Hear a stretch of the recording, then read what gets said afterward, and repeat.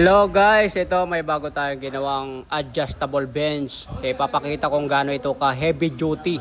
Yan, napakatibay po niyan, walang alog, talagang kahit sobrang bigat ang bubuhatin kayang-kaya. Solid ang ginamit natin bakal diyan mga tol. Hindi natin tinipid. O yan. Kahit talon-talonan natin yan. Yung adjustable niya, solid din. Hindi na kailangang makaskas yung pintura kasi nasa gitna lang yung ano niya, adjustan niya. Yan. Pang incline 30 degree. Nakasukat yan sa degree mga tol. Yan, walang alog. So, adjust natin, gawin natin shoulder, naka 70 degree, 75 degree. Yan, pang shoulder mga tol, tamang-tama lang yan. So, i-adjust din natin yan, pang flat.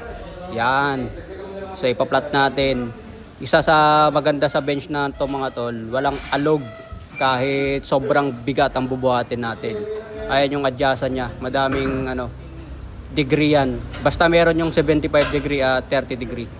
Ginamitan natin ng German leather para matibay. Yan mga tol. Solid 7.5 lang po yan mga tol. PM nyo lang ako.